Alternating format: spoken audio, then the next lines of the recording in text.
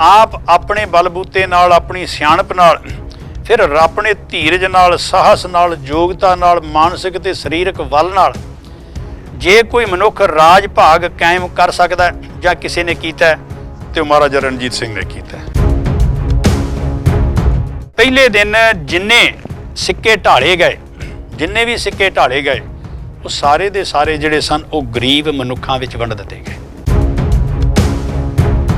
पर जे सिक्का भी चल बनाया तो वह नाम भी नानक शाही रखिया, किते महाराजा रणजीत सिंह का अपना नाम नहीं। उन्हें तो 1,40,000 मुरबा मील च सिख राज कायम किया। इन्हों ने जे पंजाब भी लैन लगे तो पंजाब भी एडा को लै लिया, जिहड़ा एक पासों शुरू होवो साइकिल ते शाम तक दूजे पासे बंदा साइकिल ते पंजाब के दूजे कंढे चले जाता। और कोई पंजाब विच इदां दा गुरुद्वारा नहीं होवेगा जिथे महाराजा साहब ने आप सेवा नहीं करवाई जां उस गुरुद्वारे नूं कोई जगीर नहीं लवाई। फिर सिख धर्म च परपक्कता इन्नी है कि आप रोजाना घंटा डेढ़ घंटा साहिब श्री गुरु ग्रंथ साहिब महाराज का पाठ आप चौंकड़ी मार के सुनना और तो बाद कोई होर काम करन नूं जाना। ये वो महाराजा जथेदार अकाल तख्त साहब ने हुक्म किया ते आप चल के हथ बन के आ गए ने ते जिथे इमली का दरख्त सी, इमली के दरख्त के नाल अपनी पिठ नंगी करके उन्होंने जफ्फी पा के गलवकड़ी पा के खड़ो गए ने। मैं गुनाहगार हाँ जथेदार साहब, जो तुसी सुझा दोगे मैनू तस्लीम, मैनू मंजूर है। खिमा करनी महाराजा रणजीत सिंह का जिहड़ा राज सी, जिस ढंग नाल उन्होंने राज कायम किया, वो अपनी मिसाल आप सी। वो तो बाद अज दी दिन तक ते कोई उदां दा राज नहीं दे सकिया, उन्ना वधिया राज नहीं दे सकिया।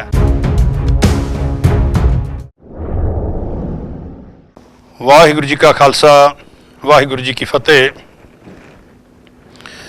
आबादियां भी वेखियां, बर्बादियां भी वेखियां, दसे मड़ी रणजीत दी इन्हां गुलामां ने कदी आज़ादियां भी वेखियां। अज आपां महाराजा रणजीत सिंह दे जीवन बारे जां कुछ एक घटनावां बारे आपां गल करन जा रहे हैं। पर बाकी धर्मां दे लोग, बाकी कौमां दे लोग, बाकी फिरके जां बाकी समाज जिहड़ा उन्होंने अपने खल नायकां नूं भी नायक बना के पेश किया। उन्हां दीयां कमजोरियां नूं, उन्हां दे कोई रहे हुए औगणां नूं उन्हां ते पर्दा पा के ते उन्हां नूं इस तरह पेश किया जिवें वो उन्हां दे गुण होण। पर अफसोस इस गल दा है, सिख कौम की ये त्रासदी रही है कि इन्हां ने अपने नायकां नूं भी इन्हीं खल नायक बना के पेश किया और कर रहे हैं।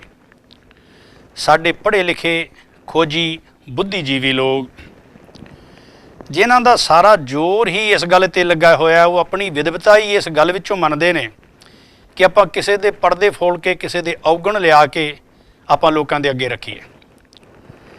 और इन्ना जोर लगा होया अपनियां नायकां दियां जिन्हां ने अपनियां जानां भी कौम तो निशावर कर दित्तियां, उन्हां दियां किते रहियां खामियां, कोई एक अद जाने अणजाने विच रही कमजोरी, उन्हां दियां खामियां नूं इन्ना हाईलाइट कर करके, इन्ना उभार वहार के लोकां विच पेश कीता और पेश करन दा यतन कर रहे ने।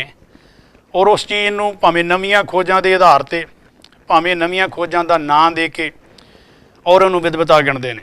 ये बहुत ज़्यादा भारू हो गया। पर अफसोस कि उन्हां मनुखां दे, उन्हां नायकां दे जिहड़े गुण सन, जिहड़ियां उन्हां दियां वडियाईयां सन, जिहड़े उन्हां दे चंगे काम सन, उन्हां नूं इन्हां लोकां ने नज़रअंदाज कर दिता और जान बुझ के कर रहे ने।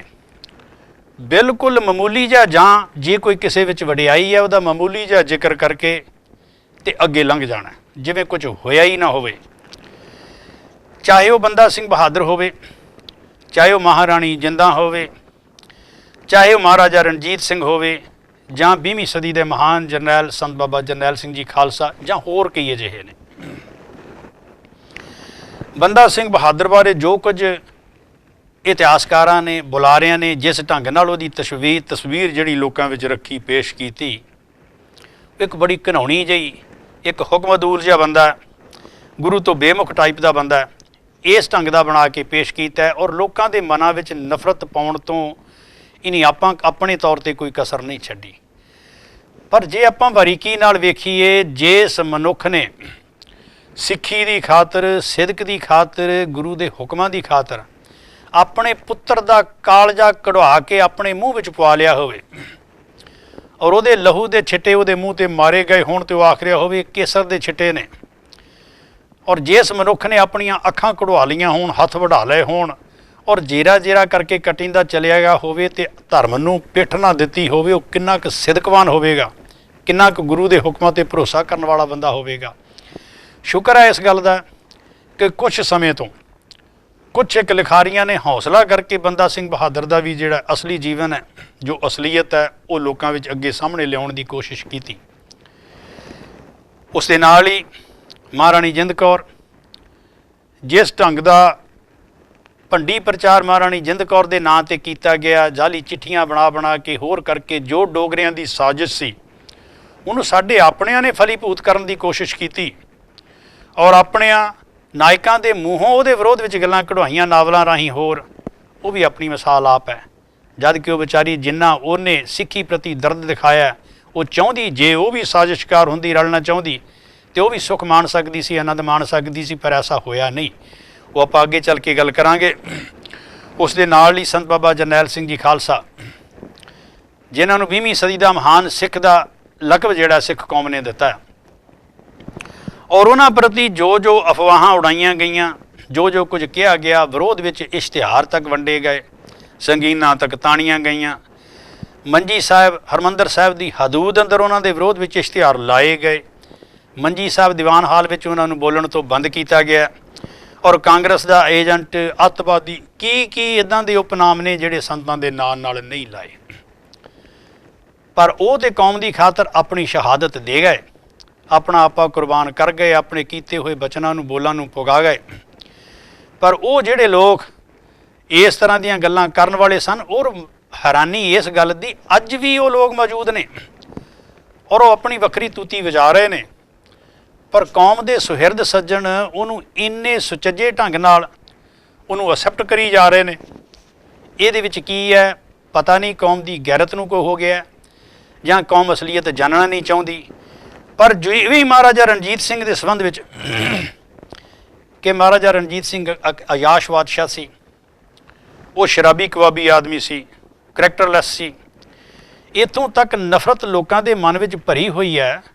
ਔਰ ਜਿਹੜੇ ਖਾਸ ਤੌਰ ਤੇ ਇੱਕ ਹੁਣ ਹੋਰ ਨਵੀਨ ਇਤਿਹਾਸ ਲਿਖ ਰਹੇ ਨੇ ਉਹ ਲੋਕਾਂ ਨੇ, ਇੱਕ ਪੜ੍ਹਿਆ ਲਿਖਿਆ ਬੁੱਧੀਜੀਵੀ, ਮੈਨੂੰ ਯਾਦ ਹੈ ਇੰਡੀਆ ਵਿੱਚ ਪੰਜਾਬ ਵਿੱਚ ਇੱਕ ਗੁਰਦੁਆਰਾ ਸਾਹਿਬ ਵਿੱਚ ਕਥਾ ਕਰਦਿਆਂ ਇੱਕ ਕਥਾਕਾਰ ਸੱਜਣ ਨੇ ਕਿਤੇ ਹਵਾਲੇ ਦੇ ਤੌਰ ਤੇ, ਰੈਫਰੈਂਸ ਦੇ ਤੌਰ ਤੇ ਮਹਾਰਾਜਾ ਰਣਜੀਤ ਸਿੰਘ ਦੇ ਰਾਜ ਦੀ ਗੱਲ ਕਰ ਦਿੱਤੀ ਕਿ ਉਹਦੇ ਰਾਜ ਵਿੱਚ ਇਸ ਤਰ੍ਹਾਂ ਸੀ, ਉਹਨੂੰ ਕਿਸੇ ਨੂੰ ਫਾਂਸੀ ਨਹੀਂ ਦਿੱਤੀ।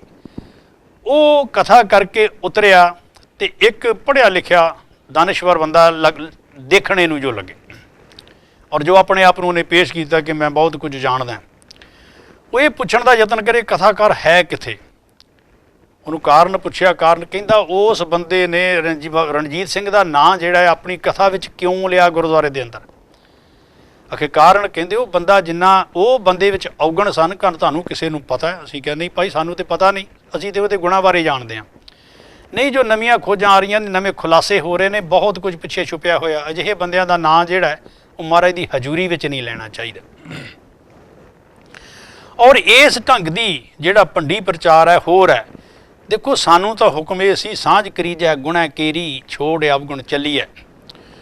ਪਰ ਅਸੀਂ ਬਿਰਤੀ ਬਣਾ ਲਈ ਇਹ ਕਿ ਜਿਉਂ ਥਣ ਚੰਬੜ ਚਿਚੜੀ, ਲਹੂ ਪੀਐ ਪਰ ਦੁੱਧ ਨਾ ਖਾਵੇ। ਦੇਖੋ ਸਾਰ ਕੁਤਾਵਲੀ ਵਾਲਾ ਆਉਂਦਾ ਹੈ ਕਿ ਗੁਣ ਅਵਗੁਣ ਹੈ ਸਭ ਵਿਖੇ, ਇਨ ਬਿਨ ਜੰਤ ਨਾ ਕੋਈ। ਭੁੱਲਣ ਅੰਦਰ ਸਭ ਕੋ, ਅਭੁੱਲ ਗੁਰੂ ਕਰਤਾਰ। ਭੁੱਲਣ ਵਿੱਚ ਕੀ ਆ, ਸਭ ਕੋਈ, ਕਰਤਾ ਆਪ ਨਾ ਭੁੱਲੈ। ਪਰ ਜੇ ਇਹ ਗੱਲ ਹੈ ਤਾਂ ਫਿਰ ਕਿਸੇ ਦੇ ਜੇ 4 ਔਗਣ ਨੇ ਤੇ ਉਹਦੇ ਵਿੱਚ 96 ਗੁਣ ਨੇ, ਫਿਰ ਗੁਣਾਂ ਦੀ ਗੱਲ ਕਰਨ ਲੱਗਿਆਂ ਸਾਡੇ ਢਿੱਡ ਵਿੱਚ ਪੀੜ ਕਿਉਂ ਹੋਵੇ? ਅਸੀਂ ਕੇਵਲ ਔਗਣਾਂ ਨੂੰ ਲੈ ਕੇ ਕਿਉਂ ਭੱਜਦੇ ਹਾਂ? ਇਹ ਨੀਤੀ ਕਿਉਂ ਬਣ ਗਈ ਕਿ ਆਪਾਂ ਸਿਰਫ ਭੰਡੀ ਪ੍ਰਚਾਰ ਹੀ ਕਰਨਾ, ਕਿਸੇ ਨੂੰ ਕੇਵਲ ਛਟਿਆਉਣਾ ਹੀ ਹੈ? ਪਰ ਜੇ ਆਪਾਂ ਮੰਨ ਲਈਏ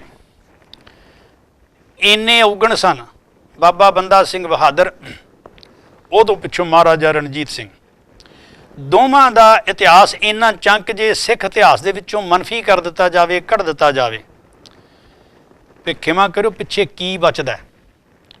ਕੇਵਲ ਕਤਲੇਆਮ ਤੇ ਘੱਲੂਘਾਰੇ। ਇਹ ਤੋਂ ਬਗੈਰ ਇਤਿਹਾਸ ਵਿੱਚੋਂ ਕੁਛ ਨਹੀਂ ਮਿਲਦਾ। ਹਾਂ, ਮੰਨ ਲਓ ਕੁਝ ਮਹਾਰਾਜਾ ਰਣਜੀਤ ਸਿੰਘ ਕੁਝ ਕਮਜ਼ੋਰੀਆਂ ਵੀ ਸਨ ਜਾਂ ਹੋਣਗੀਆਂ। ਕੌਮਾਂ ਇਤਿਹਾਸ ਤੋਂ ਸਬਕ ਸਿੱਖ ਕੇ, ਉਹਨਾਂ ਕਮਜ਼ੋਰੀਆਂ ਤੋਂ ਸੇਧ ਲੈ ਕੇ ਕੌਮਾਂ ਫਿਰ ਖੜੀਆਂ ਹੁੰਦੀਆਂ ਨੇ, ਅਤੇ ਫਿਰ ਆਪਣਾ ਆਪਾ ਜਿਹੜਾ ਉਹਨੂੰ ਬਣਾਉਂਦੀਆਂ ਨੇ, ਕਾਇਮ ਕਰਦੀਆਂ ਨੇ। ਅਤੇ ਸਿੱਖ ਕੌਮ ਨੇ ਫਿਰ ਉਹ ਤੋਂ ਬਾਅਦ ਜਾਂ ਇਹਨਾਂ ਇਤਿਹਾਸਕਾਰਾਂ ਨੇ ਜਾਂ ਰਾਜਨੀਤਿਕਾਂ ਨੇ ਕਿਹੜਾ ਸਬਕ ਸਿੱਖਿਆ? ਕਿਸ ਬੰਦੇ ਨੇ ਫਿਰ ਉਸ ਮਹਾਰਾਜਾ ਰਣਜੀਤ ਸਿੰਘ ਨਾਲੋਂ ਵਧੀਆ ਰਾਜ ਭਾਗ ਕਾਇਮ ਕਰ ਲਿਆ ਬਾਅਦ ਵਿੱਚ ਵੀ? ਉਹਨੇ ਦੇ ਚਾਰੇ ਪਾਸੇ ਦੁਸ਼ਮਣ ਸਨ, ਚਫੇਰੇ ਦੁਸ਼ਮਣ ਸਨ ਉਹਦੇ। ਖਾਰ ਖਾਂਦੇ ਸਰਦਾਰ ਸਨ, ਨਵਾਬ ਸਨ, ਪਠਾਨ ਰਾਜਪੂਤ ਸਨ। ਜਿੱਦਾਂ ਉਹਨੇ ਆਪਸੀ, ਅੰਦਰੂਨੀ ਤੇ ਬਹਿਰੂਨੀ ਵਿਰੋਧਤਾ ਦੇ ਹੁੰਦਿਆਂ ਹੋਇਆਂ ਇਹਨਾਂ ਨੂੰ ਸਾਰਿਆਂ ਨੂੰ ਦਬਾ ਕੇ, ਕਾਬੂ ਕਰਕੇ ਜਿਸ ਢੰਗ ਨਾਲ ਸਿੱਖ ਰਾਜ ਕਾਇਮ ਕੀਤਾ, ਖਿਮਾ ਕਰਨੀ ਉਸੇ ਨੂੰ ਹੀ ਬਣਾਇਆ। ਮੁੜ ਕੇ ਕਿਸੇ 'ਚ ਇਹ ਜ਼ਰੂਰਤ ਨਹੀਂ ਹੋਈ, ਉਹ ਤੋਂ ਪਹਿਲਾਂ ਨਹੀਂ ਹੋਈ, ਉਹ ਤੋਂ ਬਾਅਦ 'ਚ ਨਹੀਂ ਹੋਈ। ਹਾਂ, ਅੱਜ ਠੀਕ ਹੈ, ਉਹਦੇ ਅੱਖਾਂ ਮੀਟਦਿਆਂ ਕੋਈ ਵੀ ਚਾਤਰ, ਸਿਆਣਾ, ਬੁੱਧੀਜੀਵੀ, ਸਿਰਕੱਢ ਸਰਦਾਰ, ਕੋਈ ਰਾਜਨੀਤਿਕ ਮੁੜ ਕੇ ਰਾਜ ਨੂੰ ਕਾਇਮ ਕਰਨਾ ਤੇ ਗੱਲ ਵੱਖਰੀ, ਰਾਜ ਨੂੰ ਸਾਂਭ ਵੀ ਨਹੀਂ ਸਕਿਆ। ਅਕਸਰ ਉਦੋਂ ਵੀ, ਉਹ ਤੋਂ ਬਾਅਦ ਬਾਕੀ ਵੀ ਤਾਂ ਸਿਆਣੇ ਸਨ, ਚਾਤਰ ਸਨ। ਹਾਂ, ਮੰਨ ਲਓ ਡੋਗਰਿਆਂ ਨੇ ਚਾਲਾਂ ਕਰ ਰਚ ਰਹੀਆਂ, ਸਾਜ਼ਿਸ਼ਾਂ ਕਰ ਰਹੀਆਂ, ਉਹਨਾਂ ਨੇ ਸਰਦਾਰਾਂ ਨੂੰ ਵੀ ਕਾਬੂ ਕਰ ਲਿਆ, ਬਾਕੀਆਂ ਨੂੰ ਵੀ ਕਰ ਲਿਆ, ਪਰ ਡੋਗਰੇ ਭਾਵੇਂ ਮਹਾਰਾਜਾ ਰਣਜੀਤ ਸਿੰਘ ਦੇ ਆਪਣੇ ਉੱਥੇ ਸਥਾਪਿਤ ਕੀਤੇ ਹੋਏ ਸਨ। ਇਹ ਠੀਕ ਹੈ, ਇਹਦੇ 'ਚ ਸਾਨੂੰ ਨਹੀਂ ਪਤਾ ਉਹਦੀ ਕੀ ਜਿਹੜੀ ਹੈ ਉਹਨੇ ਵੇਖਿਆ, ਕਿਸ ਗੱਲ ਦਾ ਕਰਕੇ, ਕਿਸ ਗੱਲ ਅਧੀਨ ਉਹਨਾਂ ਡੋਗਰਿਆਂ ਨੂੰ ਅੱਗੇ ਕੀਤਾ, ਜਿਹਨੂੰ ਆਪਾਂ ਗਿਣ ਸਕਦੇ ਹਾਂ ਵੀ ਇੱਕ ਮਿਸਟੇਕ ਸੀ, ਇੱਕ ਭੁੱਲ ਸੀ, ਰਾਜਨੀਤਿਕ ਗਲਤੀ ਸੀ।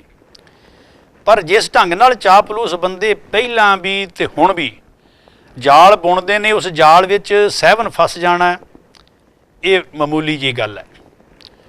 ਔਰ ਉਹ ਤੋਂ ਬਚਣਾ, ਕੋਈ ਅੰਤਰਜਾਮੀ ਪੁਰਖ ਤੇ ਬਚ ਸਕਦਾ ਹੈ, ਪਰ ਚੂੰਕਿ ਹਰ ਬੰਦਾ, ਗੁਰੂ ਨੇ ਕਿਸੇ ਨੂੰ ਅੰਤਰਜਾਮਤਾ ਨਹੀਂ ਦਿੱਤੀ, ਨਹੀਂ ਬਚ ਸਕਦਾ।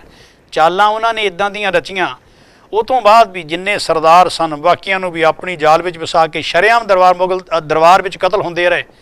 ਕਿਸੇ ਨੇ ਕੋਈ ਜ਼ਰੂਰਤ ਨਹੀਂ ਕੀਤੀ। ਉਹਨਾਂ ਨੇ ਪਰਦਾ ਹੀ ਇਹੋ ਜਿਹਾ ਪਾਇਆ। ਉਹਨਾਂ ਸਾਜ਼ਿਸ਼ਾਂ ਦੇ ਵਿੱਚੋਂ ਨਿਕਲ ਕੇ ਜੇ ਰਾਜ ਭਾਗ ਕਾਇਮ ਕੀਤਾ, ਹਾਂ ਠੀਕ ਹੈ, ਜੋ ਸਾਜ਼ਿਸ਼ਾਂ ਰਚੀਆਂ ਗਈਆਂ ਇਹ ਮੰਨਦੇ ਹਾਂ, ਉਹਦੇ ਨਾਲ ਬਹੁਤ ਵੱਡਾ ਨੁਕਸਾਨ ਹੋਇਆ। ਪਰ ਅਜਿਹੇ ਸਾਜ਼ਿਸ਼ੀਆਂ ਨੂੰ ਵੀ ਕਾਬੂ ਕਰਕੇ, ਉਹਨਾਂ ਦੇ ਉੱਤੇ ਵੀ ਕੁੰਡਾ ਰੱਖ ਕੇ ਕੋਈ ਮਨੁੱਖ 40 ਸਾਲ ਵੱਧ ਤੋਂ ਵੱਧ ਰਾਜ ਕਰ ਸਕਦਾ, ਤੇ ਮਹਾਰਾਜਾ ਰਣਜੀਤ ਸਿੰਘ ਹੀ ਕਰ ਸਕਦਾ ਸੀ।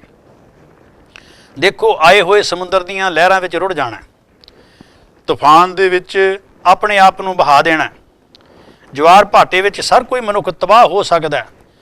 ਪਰ ਇੱਦਾਂ ਦੇ ਉੱਠੇ ਹੋਏ ਤੂਫਾਨਾਂ ਵਿੱਚ ਜਿੱਥੇ ਚਾਰ ਚਫੇਰੇ ਵਿਰੋਧ ਹੋਵੇ, ਚਾਰ ਚਫੇਰੇ ਮਨੁੱਖ ਉਹਨੂੰ ਖਤਮ ਕਰਨ ਦੀਆਂ ਸਾਜ਼ਿਸ਼ਾਂ ਰਚਣ ਵਾਲੇ ਹੋਣ, ਔਰ ਅਜਿਹੇ ਥਾਂ ਦੇ ਵਿੱਚ ਆਪ ਆਪਣੇ ਬਲਬੂਤੇ ਨਾਲ, ਆਪਣੀ ਸਿਆਣਪ ਨਾਲ, ਫਿਰ ਆਪਣੇ ਧੀਰਜ ਨਾਲ, ਸਾਹਸ ਨਾਲ, ਯੋਗਤਾ ਨਾਲ, ਮਾਨਸਿਕ ਤੇ ਸਰੀਰਕ ਬਲ ਨਾਲ ਜੇ ਕੋਈ ਮਨੁੱਖ ਰਾਜ ਭਾਗ ਕਾਇਮ ਕਰ ਸਕਦਾ ਜਾਂ ਕਿਸੇ ਨੇ ਕੀਤਾ, ਤੇ ਉਹ ਮਹਾਰਾਜਾ ਰਣਜੀਤ ਸਿੰਘ ਨੇ ਕੀਤਾ। ਇਹ ਤੋਂ ਆਪਾਂ ਕੋਈ ਇਨਕਾਰੀ ਨਹੀਂ ਹੋ ਸਕਦੇ। ਔਰ ਇੰਨੀਆਂ ਵਿਰੋਧਤਾਵਾਂ ਦੇ ਹੁੰਦਿਆਂ ਹੋਇਆਂ ਬਚਪਨ ਹੈ। ਜੇ ਹੁਣ ਮਹਾਰਾਜਾ ਰਣਜੀਤ ਸਿੰਘ ਦੇ ਜੀਵਨ ਨੂੰ ਆਪਾਂ ਵੇਖੀਏ, ਚੂੰਕਿ ਮੈਂ ਇਤਿਹਾਸਕਾਰ ਨਹੀਂ, ਮੈਂ ਡੇਟਾਂ ਦੇ ਮਗਰ ਜਾਂ ਨਾਮਾਂ ਦੇ ਮਗਰ ਸ਼ਾਇਦ ਬਹੁਤਾ ਨਾਮ ਭੱਜਾਂ, ਪਰ ਜੋ ਅਸਲੀਅਤ ਹੈ, ਜੋ ਉਹਦਾ ਸੰਭਾਵ ਹੈ, ਆਪਾਂ ਉਹਨੂੰ ਜ਼ਰੂਰ ਛੋਵਾਂਗੇ। ਬਚਪਨ ਵਿੱਚ ਪਿਤਾ ਦਾ ਸਾਇਆ ਸਿਰ ਤੋਂ ਉੱਠ ਗਿਆ। ਚਾਰ ਚਫੇਰੇ ਮਿਸਲਾਂ ਵਾਲੇ ਸਰਦਾਰ ਜਿਹੜੇ ਨੇ ਆਪਸੀ ਖਹਿਬਾਜੀ ਹੈ, ਇੱਕ ਪਾਸੇ ਪਠਾਨ ਨੇ, ਇੱਕ ਪਾਸੇ ਉਮਰਾ ਨੇ, ਸਾਰੇ 'ਚ ਵਿਰੋਧੀ ਨੇ, ਔਰ ਇੱਕ ਦੂਜੇ ਨੂੰ ਸਾਰੇ ਜਿਹੜੇ ਨੇ ਉਹ ਨੇਜੇ ਦੀ ਨੋਕ ਤੇ ਟੰਗੀ ਫਿਰਦੇ ਨੇ। 10 ਸਾਲ ਦੀ ਉਮਰ ਵਿੱਚ ਫੌਜ ਦੀ ਕਮਾਨ ਸਾਂਭਣੀ ਪਈ। ਬਚਪਨ ਹੋਇਆ, ਬਚਪਨ ਵਿੱਚ ਹੀ ਚੇਚਕ ਨਾਲ ਇੱਕ ਅੱਖ ਜਾਂਦੀ ਰਹੀ, ਜਿਹਨੂੰ ਆਪਾਂ ਅੱਜ ਕੀ ਆਪਾਂ ਅਪਾਹਜ ਕਹਿ ਦਿੰਦੇ ਹਾਂ। ਇੱਕ ਅੱਖ ਜਾਂਦੀ ਰਹੀ, ਅੰਗਹੀਣ ਮਨੁੱਖ ਬਣ ਗਿਆ। ਔਰ ਉਹ ਤੋਂ ਬਾਅਦ ਮਾਤਾ ਰਾਜ ਕੌਰ ਨੇ ਬਾਬਾ ਸਾਹਿਬ ਸਿੰਘ ਜੀ ਬੇਦੀ ਹੋਰਾਂ ਕੋਲ ਖੜ ਕੇ ਉਹਨਾਂ ਦੀ ਸ਼ਰਨ ਵਿੱਚ ਲੈ ਗਈ ਔਰ ਉਹਨਾਂ ਤੋਂ ਅਸੀਸ ਦਵਾਈ, ਆਸ਼ੀਰਵਾਦ ਦਵਾਈ। ਉਹਨਾਂ ਬੜੇ ਵਰ ਦਿੱਤੇ।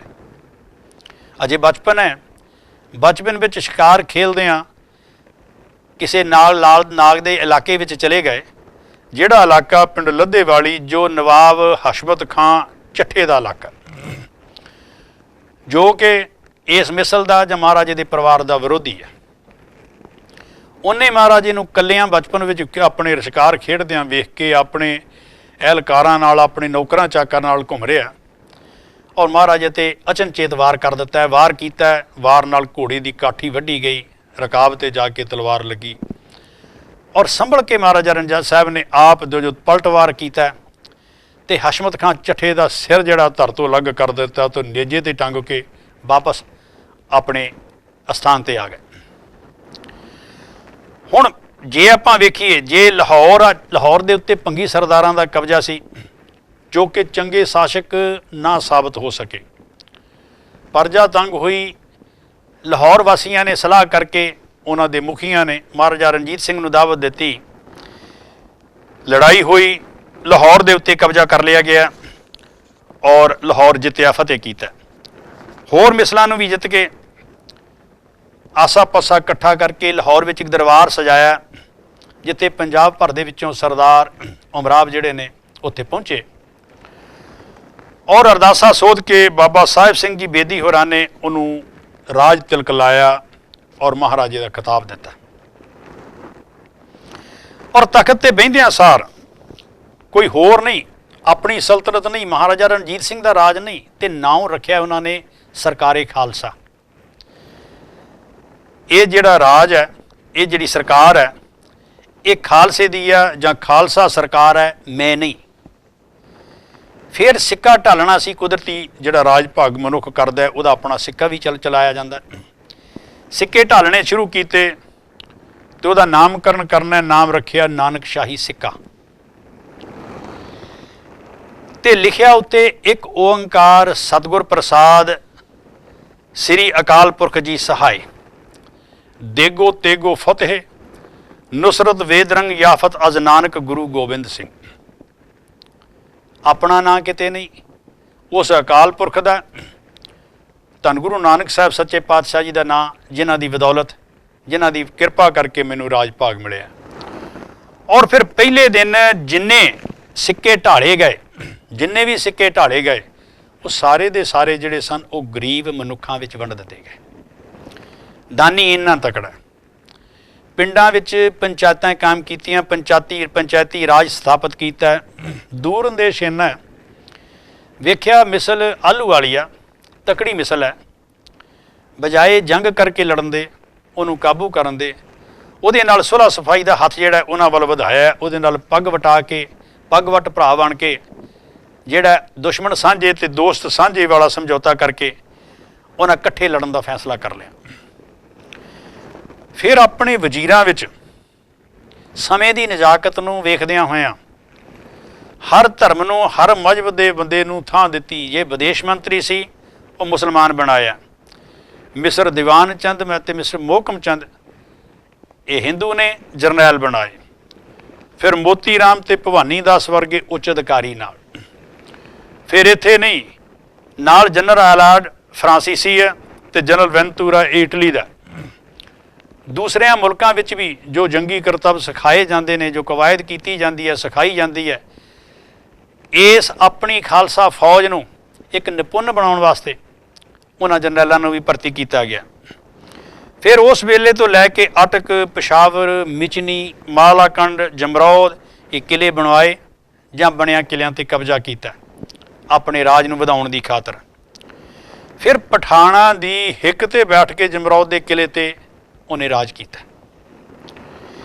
ਇੱਕ ਇਹ ਗੱਲ ਵੀ ਯਾਦ ਰੱਖਣ ਵਾਲੀ ਹੈ, ਜਿਨ੍ਹਾਂ ਪਠਾਣਾਂ 'ਤੇ ਰਾਜ ਕਰਨ ਦੀ ਗੱਲ ਅਸੀਂ ਬੜੀ ਸੁਖੈਨ ਜੀ ਗੱਲ ਕਰਕੇ ਆਖ ਦਿੰਦੇ ਹਾਂ, ਉਹਨਾਂ ਪਠਾਣਾਂ ਨੇ ਅੱਜ ਤੱਕ ਕਿਸੇ ਨੂੰ ਖਰਾਜ ਨਹੀਂ ਦਿੱਤਾ।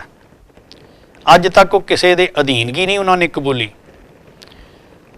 ਅੱਜ ਦੀਆਂ ਬੜੀਆਂ ਤਾਕਤਵਰ ਜਿਹੜੀਆਂ ਆਪਣੇ ਆਪ ਨੂੰ ਫੌਜਾਂ ਕਹਾਉਂਦੀਆਂ ਨੇ, ਤਾਕਤਵਰ ਮੁਲਕ ਨੇ, ਰੂਸ ਅਤੇ ਅਮਰੀਕਾ, ਰਸ਼ੀਆ ਨੇ ਉੱਥੇ ਜਾ ਕੇ ਲੜਾਈ ਲੜਨੀ ਚਾਹੀ, ਦਬਾਉਣਾ ਚਾਹਿਆ, ਜੋ ਹਸ਼ਰ ਰਸ਼ੀਆ ਦਾ ਹੋਇਆ ਉਹ ਆਪਾਂ ਸਾਰੇ ਜਾਣਦੇ ਹਾਂ। ਵਾਸਤਵ ਵਿੱਚ ਉਸ ਲੜਾਈ ਤੋਂ ਬਾਅਦ ਰਸ਼ੀਆ ਜਿਹੜਾ ਉਹ ਬਿਲਕੁਲ ਖੇਰੂ ਹੋ ਗਿਆ, ਤਬਾਹ ਹੋ ਗਿਆ, ਟੁਕੜੇ ਟੁਕੜੇ ਹੋ ਗਿਆ। ਔਰ ਹੁਣ ਅਮਰੀਕਾ ਜਾ ਕੇ ਵੜਿਆ, ਆਪਾਂ ਸਾਰੇ ਜਾਣਦੇ ਹਾਂ। ਕੰਨਾਂ ਨੂੰ ਲੱਤਾਂ ਥੱਲੋਂ ਦੀ ਹੱਥ ਲਾ ਕੇ ਬੈਠੇ ਨੇ, ਹੁਣ ਨਿਕਲਣਾ ਚਾਹੁੰਦੇ ਨੇ ਪਰ ਨਿਕਲਣ ਦਾ ਰਸਤਾ ਨਹੀਂ ਮਿਲ ਰਿਹਾ। ਔਰ ਮੁਲਕ ਦੀ ਜੋ ਹਾਲਤ ਹੈ ਉਹ ਵੀ ਸਾਡੇ ਸਾਹਮਣੇ ਹੈ। ਫਿਰ ਉਹਨਾਂ ਮਨੁੱਖਾਂ ਦੇ ਉੱਤੇ ਰਾਜ ਕਰਨਾ ਤੇ ਉਹਨਾਂ ਦੇ ਵਿੱਚ ਇੰਨੀ ਦਹਿਸ਼ਤ ਪੈਦਾ ਕਰ ਦੇਣੀ ਜਰਨੈਲ ਉਹਨਾਂ ਦੇ ਮਹਾਰਾਜਾ ਰਣਜੀਤ ਸਿੰਘ ਦੇ ਨੇ ਕਿ ਚੁੱਪ ਸ਼ਾਹ ਨਲੂਆ ਰਾਗਲੇ ਪਠਾਣੀ ਬੱਚਿਆਂ ਨੂੰ ਚੁੱਪ ਕਰਾਉਣ ਲਈ ਵੀ ਆਉਂਦੀਆਂ ਨੇ, ਨਲੂਏ ਸ਼ੇਰ ਦਾ ਡਰਾਵਾ ਦਿੰਦੀਆਂ ਨੇ, ਚੁੱਪ ਕਰ ਜਾ ਬੱਚਾ ਨਹੀਂ ਤਾਂ ਹਰੀਆ ਸਿੰਘ ਨਲੂਆ ਆ ਜਾਏਗਾ। ਦੇਖੋ ਕਸ਼ਮੀਰ, ਤਿੱਬਤ, ਲਦਾਖ ਤੋਂ ਲੈ ਕੇ ਦਰਾ ਖੈਬਰ ਹੁੰਦਾ ਹੋਇਆ, ਸੁਲੇਮਾਨ ਦੀਆਂ ਪਹਾੜੀਆਂ ਦੇ ਨਾਲ ਖਹਿੰਦਾ ਹੋਇਆ, ਪਿਸ਼ੌਰ, ਸਿੰਧ, ਸਤਲੁਜ ਤੱਕ ਦਾ ਇੱਕ ਏਡੀ ਵੱਡੀ ਸਲਤਨਤ ਥੋੜ੍ਹੇ ਜਿਹੇ ਸਮੇਂ ਵਿੱਚ ਕਾਇਮ ਕਰ ਲੈਣੀ, ਜਿਹਨੂੰ 1 ਲੱਖ ਇਤਿਹਾਸਕਾਰ ਕਹਿੰਦੇ ਨੇ 40,000 ਮੁਰੱਬਾ ਮੀਲ ਵਿੱਚ ਸਿੱਖ ਰਾਜ ਕੀਤਾ, ਸਿੱਖ ਰਾਜ ਕਾਇਮ ਕੀਤਾ। ਹੁਣ ਔਗਣ ਗਿਣੀ ਜਾਂਦੇ ਜੀ, ਉਹਦੇ 'ਚ ਮਹਾਰਾਜਾ ਰਣਜੀਤ ਸਿੰਘ ਚੌਗਣ ਬਹੁਤ ਸਨ ਤੇ ਇਹਨਾਂ ਗੁਣਾਂ ਵਾਲਿਆਂ ਨੇ, ਇਹਨਾਂ ਬੁੱਧੀਜੀਵੀਆਂ ਨੇ, ਬਹੁਤੇ ਸਿਆਸਤਦਾਨਾਂ ਨੇ ਉਹਨਾਂ ਤੇ 1,40,000 ਮੁਰੱਬਾ ਮੀਲ 'ਚ ਸਿੱਖ ਰਾਜ ਕਾਇਮ ਕੀਤਾ। ਇਹਨਾਂ ਨੇ ਜੇ ਪੰਜਾਬ ਵੀ ਲੈਣ ਲੱਗੇ ਤੇ ਪੰਜਾਬ ਵੀ ਏਡਾ ਕੋ ਲੈ ਲਿਆ ਜਿਹੜਾ ਇੱਕ ਪਾਸਿਓਂ ਸ਼ੁਰੂ ਹੋਵੋ ਸਾਈਕਲ ਤੇ ਸ਼ਾਮ ਤੱਕ ਦੂਜੇ ਪਾਸੇ ਬੰਦਾ ਸਾਈਕਲ ਤੇ ਪੰਜਾਬ ਦੇ ਦੂਜੇ ਕੰਢੇ ਚਲੇ ਜਾਂਦਾ। ਏਡਾ ਕੋ ਵੱਡਾ ਪੰਜਾਬ ਜਿਹੜਾ ਬਣਾ ਲਿਆ। ਦੇਖੋ ਗੁਰਦੁਆਰੇ ਜਿੱਥੇ ਵੀ ਦਿਸੇ ਗੁਰਦੁਆਰੇ ਦੇ ਨਾਂ ਤੇ ਜਗੀਰਾਂ, ਮੰਦਰਾਂ ਦੇ ਨਾਂ ਤੇ ਜਗੀਰਾਂ। ਨਨਕਾਣਾ ਸਾਹਿਬ ਦਰਸ਼ਨ ਕਰਨ ਗਏ ਬਾਬਾ ਸਾਹਿਬ ਸਿੰਘ ਜੀ ਬੇਦੀ ਨਾਲ, ਪੁੱਛਿਆ ਇੱਥੇ ਆਮਦਨ ਦਾ ਸਰੋਤ ਕੀ ਹੈ? ਕੋਈ ਬਹੁਤਾ ਆਮਦਨ ਦਾ ਸਰੋਤ ਨਾ ਵੇਖ ਕੇ ਬਾਬਾ ਸਾਹਿਬ ਸਿੰਘ ਜੀ ਬੇਦੀ ਨੇ ਆਖਿਆ ਨਹੀਂ ਰਣਜੀਤ ਸਿੰਘ ਇਹਨੂੰ ਜਗੀਰ ਲਾਉਣੀ ਚਾਹੀਦੀ ਹੈ।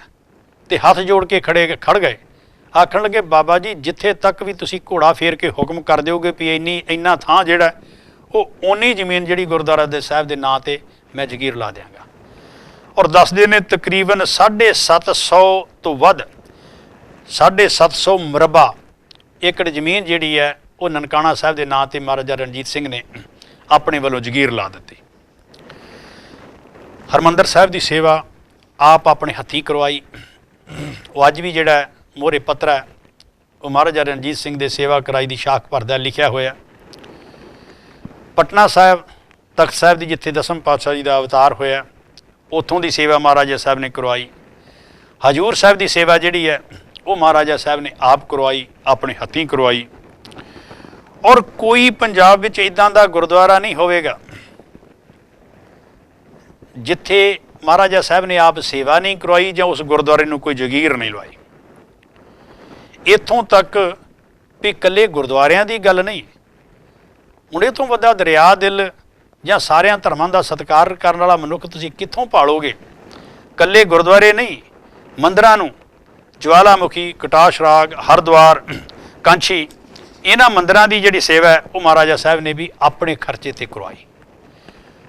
ਔਰ ਫਿਰ ਮੁਸਲਮਾਨਾਂ ਦੀ ਜੀ ਗੱਲ ਕਰੀਏ, ਪੀਰ ਬਹਾਵਲ ਦੇ ਲੰਗਰ ਲਈ ਜਗੀਰ ਤੇ ਮਜ਼ਾਰ ਦੀ ਜਿਹੜੀ ਹੈ ਉਹ ਸਾਰੀ ਲਈ ਮਦਦ ਦਿੱਤੀ। ਹਜ਼ਰਤ ਦਾਤਾਗੰਜ ਦੀ ਮਜ਼ਾਰ ਦੀ ਉਹਦੀ ਮੁਰੰਮਤ ਜਿਹੜੀ ਉਹ ਆਪ ਕਰਵਾਈ। ਫਿਰ ਸਿੱਖ ਧਰਮ 'ਚ ਪਰਪੱਕਤਾ ਇੰਨੀ ਹੈ ਕਿ ਆਪ ਰੋਜ਼ਾਨਾ ਘੰਟਾ ਡੇਢ ਘੰਟਾ ਸਾਹਿਬ ਸ੍ਰੀ ਗੁਰੂ ਗ੍ਰੰਥ ਸਾਹਿਬ ਮਹਾਰਾਜ ਦਾ ਪਾਠ ਆਪ ਚੌਂਕੜੀ ਮਾਰ ਕੇ ਸੁਣਨਾ ਔਰ ਤੋਂ ਬਾਅਦ ਕੋਈ ਹੋਰ ਕੰਮ ਕਰਨ ਨੂੰ ਜਾਣਾ। ਹੁਣ ਨਿਮਰਤਾ, ਰਾਜ ਭਾਗ ਕਰਦਿਆਂ ਹੋਇਆਂ ਮਨ ਵਿੱਚ ਨਿਮਰਤਾ, ਇਨਸਾਨੀਅਤ ਉਹ ਕਿੱਡੀ ਵੱਡੀ ਹੈ। ਇੱਕ ਵਾਰ ਆਪ ਜੀ ਬਾਬਾ ਖੁਦਾ ਸਿੰਘ ਜੀ ਦੇ ਦਰਸ਼ਨਾਂ ਨੂੰ ਗਏ, ਜਾ ਕੇ ਨਮਸਕਾਰ ਕੀਤੀ ਤੇ ਉਹ ਅੱਗੋਂ ਆਖਣ ਲੱਗੇ ਕਾਣਿਆਂ ਕਿਵੇਂ ਆਇਆ? ਹੱਥ ਜੋੜ ਲਿਆ, ਆਖਣ ਲੱਗੇ ਜੀ ਦਰਸ਼ਨ ਕਰਨ ਆਇਆ। ਨਾਲ ਹੀ ਆਖਣ ਲੱਗੇ ਮਹਾਂਪੁਰਖੋ ਲੋਕੀ ਰਣਜੀਤ ਸਿੰਘ ਆਖਦੇ ਨੇ, ਮਹਾਰਾਜਾ ਆਖਦੇ ਨੇ ਤੇ ਤੁਸਾਂ ਕਾਣਾ ਕਿਹਾ, ਇਹਦੇ ਪਿੱਛੇ ਕੀ ਰਾਜ ਹੈ? ਉਹ ਆਖਣ ਲੱਗੇ ਰਣਜੀਤ ਸਿੰਘ ਉਹ ਲੋਕ ਚਾਪਲੂਸ ਨੇ, ਖੁਦਗਰਜ ਨੇ, ਉਹਨਾਂ ਨੂੰ ਕੋਈ ਲੋੜ ਹੋਏਗੀ, ਸਾਨੂੰ ਕੋਈ ਲੋੜ ਨਹੀਂ। ਔਰ ਕੋਈ ਹੁਕਮਰਾਨ ਹੋਵੇ ਅੱਜ ਦਾ ਕੀ ਪਿਛਲਾ ਪੁਰਾਣਾ ਵੇਖ ਲਓ, ਕੋਈ ਇੰਨੀ ਗੱਲ ਸਹਾਰ ਲਏਗਾ? ਉਸੇ ਵੇਲੇ ਹੁਕਮ ਕਰ ਦੇਣਾ ਸੀ ਨਹੀਂ ਜੀ ਇਹਨੂੰ ਕੈਦੀ ਕਰ ਲਓ, ਬੰਦੀ ਬਣਾ ਲਓ। ਔਰ ਹੱਥ ਜੋੜ ਦਿੱਤੇ, ਹੱਥ ਜੋੜ ਕੇ ਨਮਸਕਾਰ ਕਰ ਦਿੱਤੀ ਔਰ ਸਿਰ ਨੌੜਾ ਕੇ ਅੱਗੇ ਗਏ ਨੇ। ਭਾਈ ਮੁਨਸ਼ਾ ਸਿੰਘ ਰਾਗੀ ਨੇ ਸ੍ਰੀ ਹਰਿਮੰਦਰ ਸਾਹਿਬ ਸੱਚੇ ਪਾਤਸ਼ਾਹ ਜੀ ਦੇ ਹਜ਼ੂਰ ਵਿੱਚ ਕੀਰਤਨ ਕਰਦੇ ਨੇ। ਪਤਾ ਲੱਗਾ ਵੀ ਉਹਨਾਂ ਦੀ ਹਾਲਤ ਜਿਹੜੀ ਆ ਉਹ ਗਰੀਬੀ ਦੀ ਹੈ ਔਰ ਆਪ ਚੱਲ ਕੇ ਗਏ ਨੇ ਭਾਈ ਮੁਨਸ਼ਾ ਸਿੰਘ ਦੇ ਘਰ ਤੇ ਜਾ ਕੇ ਬੇਨਤੀ ਕਰਨ ਲੱਗੇ, ਆਖਣ ਲੱਗੇ, ਭਾਈ ਮੁਨਸ਼ਾ ਸਿੰਘ, ਮੈਨੂੰ ਪਤਾ ਲੱਗਾ ਹਾਲਾਤ ਜਿਹੜੇ ਨੇ ਘਰ ਦੇ ਕੁਛ ਗਰੀਬੀ ਦੇ ਨੇ ਤੇ ਮੈਂ ਚਾਹੁੰਦਾ ਮਕਾਨ ਪੱਕਾ ਬਣਾ ਦਿਆਂ ਤੇ ਕੁਛ ਖਰਚਾ ਜਿਹੜਾ ਖਰਚਾ ਨਿਯਤ ਕਰਦੇ ਆ ਤੁਹਾਨੂੰ ਤੁਹਾਡੇ ਰੁਜ਼ਗਾਰ ਵਾਸਤੇ। ਤੇ ਅੱਗੇ ਦੇਖੋ ਜਿਹੜੇ ਗੁਰਮੁਖ ਪਿਆਰੇ ਵੀ ਨੇ, ਅੱਗੇ ਭਾਈ ਮੁਨਸ਼ਾ ਸਿੰਘ ਵੀ ਸਿੱਧਕੀ ਸਿੱਖ ਹੈ, ਧੀਰਜ ਵਾਲਾ, ਸਤ ਸੰਤੋਖ ਵਾਲਾ। ਉਹ ਆਖਣ ਲੱਗਾ, ਮਹਾਰਾਜਾ ਰਣਜੀਤ ਸਿੰਘ, ਮੈਂ ਜਿਸ ਹਾਲਤ ਵਿੱਚ ਹਾਂ ਮੈਂ ਬਹੁਤ ਖੁਸ਼ ਹਾਂ, ਪਰ ਮੈਨੂੰ ਅਫਸੋਸ ਇਸ ਗੱਲ ਦਾ ਕਿ ਅੱਜ ਤੂੰ ਜੇ ਆਇਆ ਤੇ ਦਾਤਾ ਬਣ ਕੇ ਆਇਆ। ਜਿਸ ਗੁਰੂ ਰਾਮਦਾਸ ਸਾਹਿਬ ਸੱਚੇ ਪਾਤਸ਼ਾਹ ਜੀ ਨੇ ਤੈਨੂੰ ਰਾਜ ਭਾਗ ਦਿੱਤਾ, ਜੇ ਉਹ ਚਾਹਵੇ ਤੇ ਕੀ ਮੈਨੂੰ ਅਮੀਰੀ ਦੀ ਜ਼ਿੰਦਗੀ ਨਹੀਂ ਦੇ ਸਕਦਾ? ਜੇ ਧੰਨ ਗੁਰੂ ਰਾਮਦਾਸ ਸਾਹਿਬ ਸੱਚੇ ਪਾਤਸ਼ਾਹ ਮੈਨੂੰ ਇਸ ਹਾਲਤ ਵਿੱਚ ਰੱਖ ਕੇ ਰਾਜੀ ਨੇ, ਫਿਰ ਰਣਜੀਤ ਸਿੰਘ ਤੂੰ ਕੌਣ ਹੁੰਦਾ ਮੈਨੂੰ ਕੱਢਣ ਵਾਲਾ? ਮੈਨੂੰ ਜਿੱਥੇ ਮੇਰੇ ਮਾਲਕ ਨੇ ਰੱਖਿਆ ਮੈਂ ਉੱਥੇ ਰਾਜੀ ਹਾਂ। ਫਿਰ ਉਹ ਤੋਂ ਬਾਅਦ ਅੱਗੇ ਆਪਾਂ ਆ ਜਾਈਏ ਅਟਕ ਦਰਿਆ। ਦੂਜੇ ਪਾਸੇ ਪਤਾ ਲੱਗਾ ਕਿ ਪਠਾਣਾ ਨੇ ਫੌਜ ਨੂੰ ਘੇਰਾ ਪਾ ਲਿਆ ਔਰ ਦਰਿਆ ਵਿੱਚ ਹੜ੍ਹ ਆਇਆ ਹੋਇਆ, ਅੱਗੇ ਜਾਣਾ ਜ਼ਰੂਰੀ ਹੈ। ਅਟਕ ਦਰਿਆ ਬਾਰੇ ਲੋਕੀ ਆਖਦੇ ਨੇ ਉਹਦਾ ਨਾਂ ਵੀ ਅਟਕ ਤਾਂ ਪਿਆ ਕਿਉਂਕਿ ਇਹਨੂੰ ਕੋਈ ਉੱਦਾਂ ਪਾਰ ਕਰਨਾ ਹੈ। ਸਹਿਬਨ ਵੀ ਜਿਹੜਾ ਆਮ ਚੜ੍ਹੇ ਦਰਿਆ ਤੋਂ ਬਿਨਾਂ ਵੀ ਜਿਹੜੇ ਮਲਾਹ ਵੀ ਨੇ ਕਿਸ਼ਤੀਆਂ ਪਾਉਣ ਤੋਂ ਗੁਰੇਜ਼ ਕਰਦੇ ਨੇ। ਇਹਦਾ ਬਹਾਓ ਇਸ ਤਰ੍ਹਾਂ ਦਾ ਹੈ ਔਰ ਏਡਾ ਵੱਡਾ ਬਹਾਓ ਹੈ ਔਰ ਦਰਿਆ ਆਏ ਹੋਏ ਵਿੱਚ ਇਹ ਤਾਂ ਕੁਝ ਨਾ ਕੋਈ ਬੰਦਾ ਸੋਚ ਵੀ ਨਹੀਂ ਸਕਦਾ। ਹੜ੍ਹ ਆਇਆ ਦਰਿਆ ਵਿੱਚ, ਵੇਖਿਆ ਧੰਨ ਗੁਰੂ ਰਾਮਦਾਸ ਸਾਹਿਬ ਸੱਚੇ ਪਾਤਸ਼ਾਹ ਜੀ ਦੇ ਚਰਨਾਂ ਵਿੱਚ ਅਰਦਾਸ ਕੀਤੀ। ਅਰਦਾਸ ਕਰਕੇ ਆਏ ਹੋਏ ਦਰਿਆ ਵਿੱਚ ਮਹਾਰਾਜਾ ਰਣਜੀਤ ਸਿੰਘ ਆਪ ਘੋੜੇ ਤੇ ਚੜ੍ਹ ਕੇ ਦਰਿਆ ਦੇ ਵਿੱਚ ਕੁੱਦ ਗਏ ਔਰ ਦਰਿਆ ਦੇ ਵਿਚਕਾਰ ਜਾ ਕੇ ਖੜੇ ਹੋ ਗਏ। ਇੱਥੇ ਕਈ ਤਰ੍ਹਾਂ ਦੀਆਂ ਗੱਲਾਂ ਲੋਕੀ ਆਖਦੇ ਨੇ। ਉਹ ਆਖਦੇ ਨੇ ਨਹੀਂ ਜੀ ਦਰਿਆ 'ਚ ਪਾਣੀ ਥੋੜ੍ਹਾ ਸੀ, ਦਰਿਆ ਉਦੋਂ ਆਪਣੇ ਹਵਾ ਘੱਟ ਵਗਦਾ ਸੀ, ਕੁਛ ਵੀ ਸੀ। ਦਰਿਆ ਅਟਕ ਇੱਕ ਦਰਿਆ ਹੀ ਇੱਦਾਂ ਦਾ ਜਿਹਦੇ ਵਿੱਚ ਘੱਟੋ ਘੱਟ ਪਾਣੀ ਵੀ ਜੇ ਹੋਵੇ ਤੇ ਉਹਦੇ ਵਿੱਚੋਂ ਬਿਲਾ ਵੀ ਜਿਹੜਾ ਬੇੜੀ ਸੋਚ ਕੇ ਪਾਉਂਦਾ। ਪਰ ਮਹਾਰਾਜਾ ਰਣਜੀਤ ਸਿੰਘ ਨੇ ਉਸ ਧੰਨ ਗੁਰੂ ਰਾਮਦਾਸ ਸਾਹਿਬ ਸੱਚੇ ਪਾਤਸ਼ਾਹ ਉਸ ਬੰਦੇ ਦਾ ਸਿਦਕ ਤੇ ਭਰੋਸਾ ਦੇਖੋ। ਆਪ ਉਸ ਦਰਿਆ ਵਿੱਚ ਚੜ੍ਹੇ ਹੋਏ ਵਿੱਚ ਆਪ ਸਣੇ ਘੋੜੇ ਛਾਲ ਮਾਰ ਦਿੱਤੀ, ਆਪ ਚਲੇ ਗਏ ਨੇ, ਵਿੱਚ ਵੜ ਗਏ ਨੇ ਔਰ ਸਾਰਿਆਂ ਨੂੰ ਲੰਘਣ ਦਾ ਇਸ਼ਾਰਾ ਕੀਤਾ ਔਰ ਫੌਜ ਲੰਘਦੀ ਗਈ ਔਰ ਇੱਥੋਂ ਤੱਕ ਵੀ ਗਿਆਨੀ ਗਿਆਨ ਸਿੰਘ ਹੋਰਾਂ ਨੇ ਲਿਖਿਆ ਹੈ, ਫਕੀਰ ਅਜ਼ੀਜ਼ੁਦੀਨ ਜੋ ਉਦੋਂ ਮਹਾਰਾਜ ਦੇ ਨਾਲ ਸੀ, ਉਹਨੇ ਆਪਣੀ ਨੋਟਬੁੱਕ ਵਿੱਚ ਇਹ ਗੱਲ ਦਰਜ ਕੀਤੀ ਕਿ ਜਦੋਂ ਫੌਜਾਂ ਲੰਘੀਆਂ ਇੱਕ ਭੇਡ ਵੀ ਤਰਕੇ ਜਿਹਦੇ ਗਲ ਵਿੱਚ ਘਿਓ ਦੀ ਕੁੱਪੀ ਬੰਨੀ ਹੋਈ ਸੀ ਕਿਸੇ ਸਿਪਾਹੀ ਦੀ, ਉਹ ਵੀ ਤਰਕੇ ਜਿਹੜੀ ਹੈ ਉਹ ਦਰਿਆ ਦੇ ਦੂਸਰੇ ਪਾਸੇ ਚਲੇ ਗਏ। ਪਾਣੀ ਕਿੰਨਾ ਕੁ ਹੋਵੇਗਾ ਇਹਦਾ ਅੰਦਾਜ਼ਾ ਅਸੀਂ ਇਸ ਗੱਲ ਤੋਂ ਲਾ ਸਕਦੇ ਹਾਂ। ਇਹ ਕੁਦਰਤ ਨੇ ਕਲਾ ਵਰਤਾਈ, ਉਹਦੀ ਅਰਦਾਸ ਨੇ ਵਰਤਾਈ, ਇਹ ਸਤਿਗੁਰੂ ਦੀਆਂ ਸਤਿਗੁਰੂ ਜਾਣਨ, ਪਰ ਇਹ ਇਤਿਹਾਸ ਨੇ ਲਿਖਿਆ ਇਹ ਕੁਝ ਹੋਇਆ। ਔਰ ਜਦੋਂ ਮਹਾਰਾਜਾ ਸਾਹਿਬ ਨੇ ਆ ਕੇ ਰੋਕ ਦਿੱਤਾ ਵੀ ਹੁਣ ਕਿਸੇ ਨੇ ਨਹੀਂ ਲੰਘਣਾ, ਮੈਂ ਦੂਸਰੇ ਪਾਰੇ ਚੱਲਿਆ, ਜਦੋਂ ਉਹਨਾਂ ਨੇ ਰੋਕ ਦਿੱਤਾ, ਜਿਹੜੇ ਫੌਜੀ ਉਹ ਤੋਂ ਬਾਅਦ ਵਿੱਚ ਉਸ ਦਰਿਆ ਵਿੱਚ ਜਿਨ੍ਹਾਂ ਨੇ ਛਾਲ ਮਾਰੀ, ਜਿਹੜੇ ਠੱਲੇ ਨੇ, ਉਹ ਦੱਸਦੇ ਨੇ 500 ਤੋਂ ਉੱਪਰ ਜਵਾਨ ਜਿਹੜੇ ਨੇ ਉਹ ਲਗਭਗ ਤਕਰੀਬਨ ਰੁੜ ਗਏ। ਇਹ ਉਹਦੀ ਸਿਦਕ ਦਿਲੀ, ਉਹਦਾ ਭਰੋਸਾ, ਇਹਨੂੰ ਜੋ ਵੀ ਆਪਾਂ ਗਿਣ ਸਕਦੇ ਹਾਂ, ਪਰ ਐਸਾ ਹੋਇਆ। ਅੱਗੇ ਆਪਾਂ ਗੱਲ ਕਰ ਲਈਏ ਉਹਦੀ ਉਦਾਰਤਾ ਦੀ, ਉਹਦੀ ਗਰੀਬ ਨਿਵਾਜਤਾ ਦੀ, ਉਹਦੇ ਰਾਜ ਕਰਨ ਦੇ ਢੰਗ ਤਰੀਕੇ ਦੀ, ਸਾਰਿਆਂ ਨੂੰ ਇੱਕੋ ਜਿਹਾ ਸਮਝਣ ਦੀ। ਇੱਕ ਮੁਸਲਮਾਨ ਫਕੀਰ ਝੁੱਗੀ ਦੇ ਬਾਹਰ ਖੜਾ ਰੋ ਰਿਹਾ, ਉਦਾਸ ਬੈਠਾ। ਮਹਾਰਾਜਾ ਸਾਹਿਬ ਲੰਘ ਰਹੇ ਨੇ, ਉਹਨਾਂ ਨੇ ਫਕੀਰ ਅਜ਼ੀਜ਼ੁਦੀਨ ਨੂੰ ਭੇਜਿਆ, ਜਾਂ ਪੁੱਛ ਕੀ ਗੱਲ ਹੈ, ਕਿਉਂ ਰੋ ਰਿਹਾ? ਤੇ ਉਹਨੇ ਦੱਸਿਆ, ਕਹਿੰਦਾ ਮੈਂ ਇੱਕ ਸੁਨਹਿਰੀ ਅੱਖਰਾਂ ਨਾਲ, ਸੁਨਹਿਰੀ ਲਿਖਤ ਨਾਲ ਇੱਕ ਕੁਰਾਨ ਸ਼ਰੀਫ ਲਿਖਿਆ ਔਰ ਬੜੀ ਵਧੀਆ ਲਿਖਾਈ ਕਰਕੇ ਲਿਖਿਆ। ਹੁਣ ਤੇ ਮੇਰੀ ਅੱਖਾਂ ਦੀ ਜੋਤ ਵੀ ਘਟ ਗਈ ਹੈ। ਪ੍ਰਕਾਸ਼ ਕਿਤੇ ਇਸ ਮੁਲਕ ਦਾ ਬਾਦਸ਼ਾਹ ਕੋਈ ਮੁਸਲਮਾਨ ਹੁੰਦਾ ਤੇ ਮੇਰੀ ਇਸ ਲਿਖਤ ਦੀ ਕਿਤੇ ਕਦਰ ਪੈਂਦੀ। ਪਰ ਅਫਸੋਸ ਇਸ ਮੁਲਕ ਦਾ ਬਾਦਸ਼ਾਹ ਜਿਹੜਾ ਉਹ ਸਿੱਖ ਹੈ। ਇਸ ਕਰਕੇ ਮੈਂ ਹੁਣ ਉਹ ਆਪਣੀ ਜਿਹੜੀ ਕੀਤੀ ਹੋਈ ਹੈ ਜਿਹੜੀ ਮਿਹਨਤ ਹੈ ਉਹ ਬਿਨਾਂ ਕਿਸੇ ਮੁੱਲ ਪੈਣ ਤੋਂ ਮੈਂ ਅੱਖਾਂ ਮੀਟ ਰਿਹਾ। ਮਹਾਰਾਜਾ ਸਾਹਿਬ ਨੇ ਇਹਨੂੰ ਆਖਿਆ ਇਹਨੂੰ ਦਰਬਾਰ ਵਿੱਚ ਹਾਜ਼ਰ ਕਰੋ ਕੁਰਾਨ ਸ਼ਰੀਫ ਸਮੇਤ। ਲੈ ਕੇ ਆਏ, ਬੜਾ ਸਤਿਕਾਰ ਕੀਤਾ ਔਰ ਸਤਿਕਾਰ ਕਰਨ ਤੋਂ ਬਾਅਦ ਉੱਠ ਕੇ ਕੁਰਾਨ ਸ਼ਰੀਫ ਜਿਹੜਾ ਉਹਦੇ ਕੋਲੋਂ ਮਹਾਰਾਜਾ ਸਾਹਿਬ ਨੇ ਆਪ ਲਿਆ ਔਰ ਲੈ ਕੇ ਮੋਹਰਾਂ ਦੀਆਂ ਥੈਲੀਆਂ ਜਿਹੜੀਆਂ ਸਨ ਔਰ ਉਹਨੂੰ ਨਾਲ ਭੇਜ ਕੇ ਉਹਦੇ ਘਰ ਪਹੁੰਚਾਈਆਂ। ਇਹ ਇਸ ਕੁਰਾਨ ਸ਼ਰੀਫ ਦੀ ਭੇਟ ਹੈ। ਸਿੱਖ ਆਏ ਨੇ, ਕੁਛ ਹਿੰਦੂ ਆਏ ਨੇ, ਉਹਨਾਂ ਆ ਕੇ ਸ਼ਿਕਾਇਤ ਕੀਤੀ। ਆਖਣ ਲੱਗੇ ਮਹਾਰਾਜਾ ਸਾਹਿਬ ਮੁਸਲਮਾਨ ਲੋਕ ਜਦੋਂ ਬਾਂਗ ਦਿੰਦੇ ਨੇ ਨਾ ਤੜਕੇ ਉੱਠ ਕੇ, ਤੇ ਬਾਂਗ ਦੇਣ ਨਾਲ ਸਾਡੀ ਨੀਂਦ ਖਰਾਬ ਹੁੰਦੀ ਹੈ। ਬਿਲਕੁਲ ਸਵਖਤੇ ਸ਼ੁਰੂ ਕਰਦੇ ਨੇ ਔਰ ਉੱਚੀ ਉੱਚੀ ਬਾਂਗ ਦਿੰਦੇ ਨੇ। ਆਖਣ ਲੱਗੇ ਨਹੀਂ, ਕਿਸੇ ਮਨੁੱਖ ਨੂੰ ਵੀ ਕਿਸੇ ਦੀ ਆਜ਼ਾਦੀ ਵਿੱਚ ਵਿਘਨ ਪਾਉਣ ਦਾ ਅਧਿਕਾਰ ਨਹੀਂ ਦਿੱਤਾ ਜਾ ਸਕਦਾ। ਮੁਸਲਮਾਨ ਭਰਾਵਾਂ ਨੂੰ ਸੱਦਿਆ ਜਾਵੇ, ਪੇਸ਼ ਕੀਤਾ ਜਾਵੇ, ਸੱਦ ਲੈ। ਆਖਣ ਲੱਗੇ ਸਿੱਖ ਤੇ ਹਿੰਦੂ ਭਰਾ ਤੁਹਾਡੀ ਸ਼ਿਕਾਇਤ ਕਰਦੇ ਨੇ ਕਿ ਤੁਸੀਂ ਜਦੋਂ ਬਾਂਗ ਦਿੰਦੇ ਹੋ, ਬਾਂਗ ਦੇਣ ਨਾਲ ਉਹਨਾਂ ਦੀ ਨੀਂਦ ਵਿੱਚ ਖਲਲ ਪੈਂਦਾ ਹੈ, ਉਹਨਾਂ ਨੂੰ ਪੂਰਾ ਆਰਾਮ ਨਹੀਂ ਮਿਲਦਾ, ਸਵੇਰੇ ਕੰਮਾਂ 'ਤੇ ਜਾਣਾ ਹੁੰਦਾ, ਤੇ ਤੁਸੀਂ ਬਾਂਗ ਕਿਉਂ ਦਿੰਦੇ ਹੋ ਉੱਚੀ? ਉਹ ਆਖਣ ਲੱਗੇ ਅਸੀਂ ਬਾਂਗ ਤਾਂ ਦਿੰਦੇ ਹਾਂ ਤਾਂ ਜੋ ਬਾਕੀ ਨਮਾਜ਼ੀਆਂ ਨੂੰ ਇਸ ਗੱਲ ਦਾ ਪਤਾ ਲੱਗ ਜਾਏ, ਨਮਾਜ਼ੀਓ ਨਮਾਜ਼ ਦਾ ਸਮਾਂ ਹੋ ਗਿਆ, ਆਓ ਮਸਜਿਦ ਵਿੱਚ ਆ ਕੇ ਤੇ ਜੇ ਨਮਾਜ਼ ਆਪਣੇ ਉਸ ਪਰ ਪਰਮੇਸ਼ਰ ਦਾ, ਉਸ ਖੁਦਾ ਦਾ ਜਿਹੜਾ ਉਹ ਆਪਾਂ ਸ਼ੁਕਰ ਅਦਾ ਕਰ ਸਕੀਏ, ਉਹ ਨਮਾਜ਼ ਪੜ੍ਹ ਸਕੀਏ। ਉਹ ਆਖਣ ਲੱਗੇ ਬਸ ਇੰਨੀ ਗੱਲ ਹੈ ਵੀ ਨਮਾਜ਼ੀਆਂ ਨੂੰ ਤੁਸੀਂ ਸਿਰਫ ਸੱਦਾ ਦੇਣਾ ਹੁੰਦਾ, ਪਤਾ ਦੇਣਾ ਹੁੰਦਾ। ਆਖਣ ਲੱਗੇ ਹਾਂ, ਇਹਦਾ ਮਕਸਦ ਕੇਵਲ ਇੰਨਾ ਹੈ। ਉਹ ਆਖਣ ਲੱਗੇ ਇਹਦਾ ਤਾਂ ਫਿਰ ਹੱਲ ਹੀ ਬੜਾ ਸੌਖਾ ਹੈ। ਇਹ ਜਿਹੜੇ ਸਿੱਖ ਭਰਾ ਨੇ, ਹਿੰਦੂ ਭਰਾ ਨੇ, ਇਹਨਾਂ ਦੀਆਂ ਡਿਊਟੀਆਂ ਲਾ ਦਿੰਦੇ ਆ, ਆਪਣੀਆਂ ਵੱਖਰੀਆਂ ਵੱਖਰੇ ਗਰੁੱਪ ਬਣਾ ਲੈਣ। ਤੁਸੀਂ ਆਪਣੇ ਮੁਸਲਮਾਨਾਂ ਦੇ ਜਿਹੜੇ ਘਰ ਨੇ ਉਹਨਾਂ ਦੇ ਪਤੇ ਦੱਸ ਦਿਓ। ਇਹ ਤੜਕੇ ਉੱਠ ਕੇ ਜਾਂ 5 ਵਾਰੀ ਜਿੰਨੀ ਵਾਰੀ ਤੁਸੀਂ ਨਮਾਜ਼ ਪੜ੍ਹਨੀ ਆ, ਇਹ ਉਹਨਾਂ ਦੇ ਘਰੋਂ ਕਰੀ ਜਾ ਕੇ ਸੁਨੇਹਾ ਦੇ ਦਿਆ ਕਰਨਗੇ।